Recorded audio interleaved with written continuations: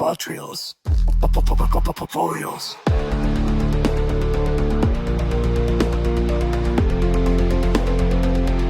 Fotocontroles. Revolucionando conhecimento científico. Olá, pessoal da cirurgia cardíaca, intensivistas. Sejam muito bem-vindos ao Pod Trials. Hoje o nosso papo, a nossa análise aqui é sobre a ECMO, oxigenação por membrana extracorpórea. Uma ferramenta que, nossa, mudou muita coisa no suporte ao paciente crítico. Vamos direto ao ponto, focar no que importa para a nossa prática. É isso aí. A ideia hoje é destilar o que a gente sabe sobre ECMO, sabe? Do básico até a aplicação, os desafios, tudo com base nos estudos, na literatura. É uma ferramenta poderosa, sim, mas exigem muito critério. Certo. Começando então pelo básico mesmo. O que é a ECMO? É um suporte de vida extracorpóreo, né?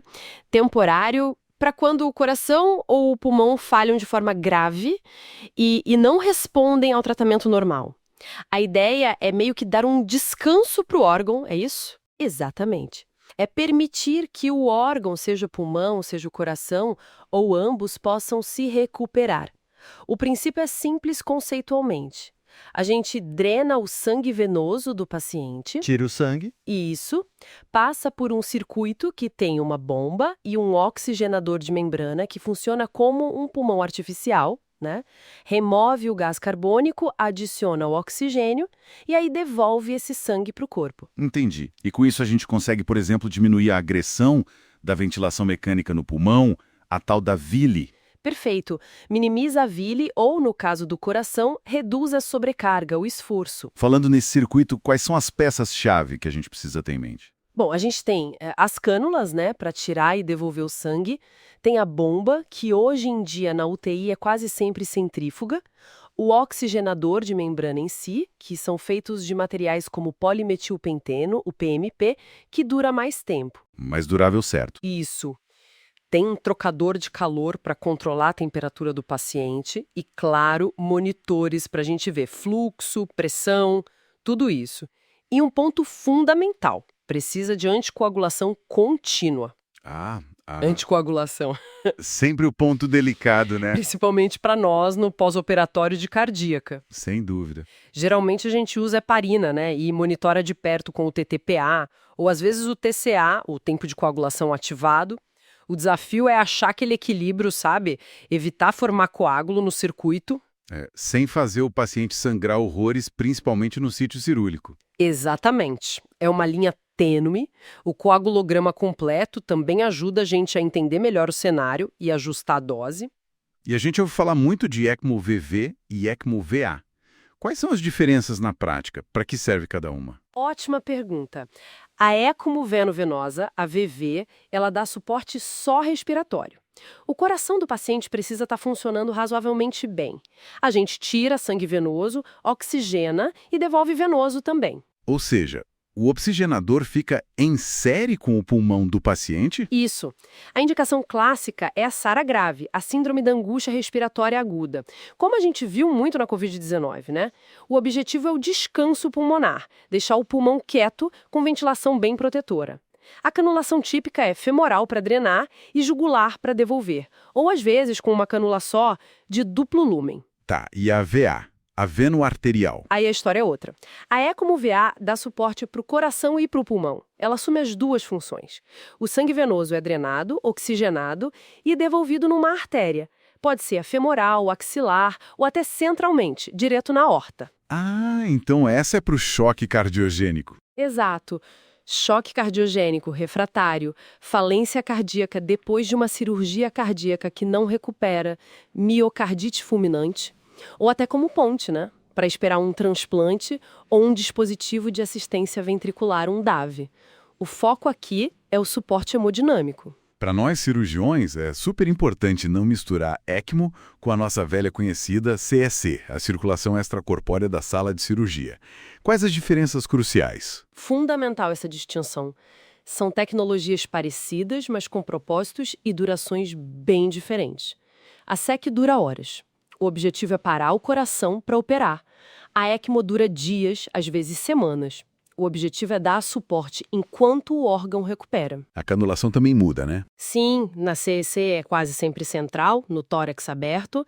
Na ECMO, muitas vezes é periférica, na virilha, no pescoço. E o manejo, a ECMO é na UTI, um cuidado contínuo, complexo, que exige uma equipe multidisciplinar super treinada 24 horas por dia. O perfusionista, por exemplo, é peça-chave nesse time da ECMO. Entendi. E quando a gente realmente decide, ok, esse paciente precisa de ECMO, qual é o gatilho? A indicação clássica é uma falência cardiopulmonar que seja grave, refratária, ou seja, não melhora com tudo que a gente já fez no máximo. Ventilação protetora, posição prona, drogas vasoativas. E isso tudo otimizado e um ponto crítico, tem que ter potencial de reversibilidade.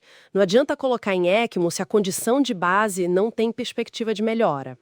Falando em parâmetros, na SARA, por exemplo, uma relação PO2-FiO2 que fica teimosamente abaixo de 80, 100, ou uma acidose respiratória grave que não corrige com a ventilação otimizada, são sinais de alerta. No choque, é hipoperfusão que não responde a nada. Mas não é isenta de riscos, né? Quais são as complicações que mais preocupam? As complicações são infelizmente frequentes e podem ser bem graves. Hemorragia é a número 1. Pode ser no local da cânula, mas também sangramentos internos, inclusive hemorragia intracraniana, que é a temida. E na vas femoral tem a questão do membro, né? Tem. Isquemia do membro inferior é um risco real. Por isso, quase sempre a gente precisa passar uma cânula adicional, mais fininha, para perfundir a perna distalmente.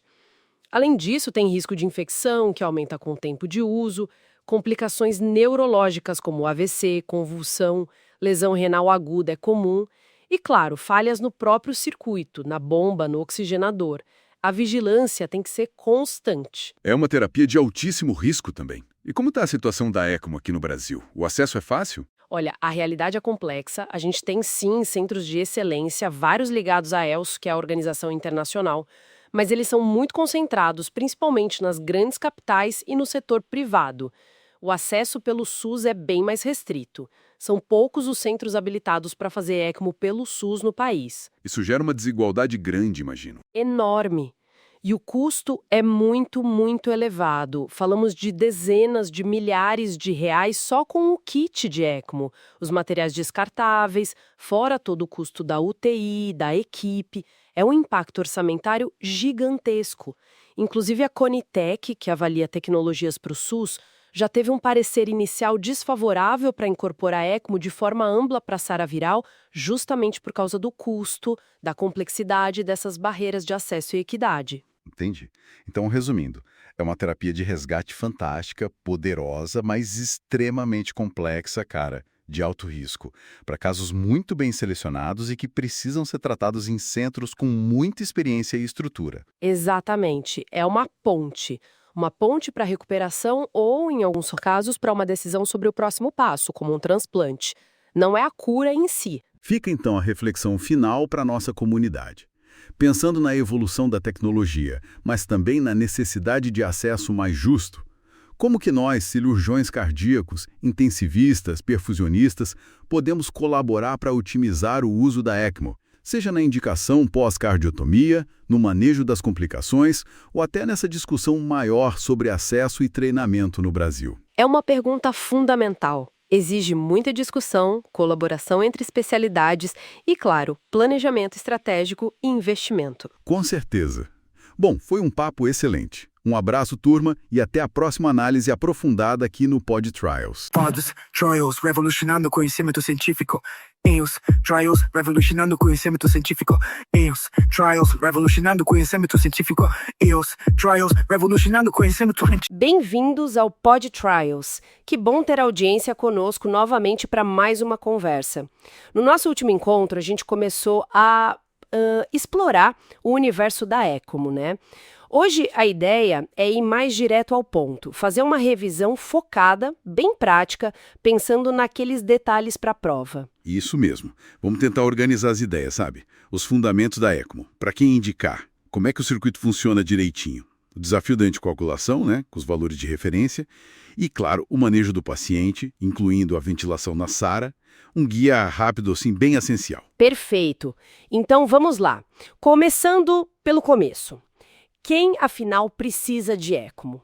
Quais são as indicações-chave? Olha, em adultos, a gente pensa basicamente em duas configurações principais.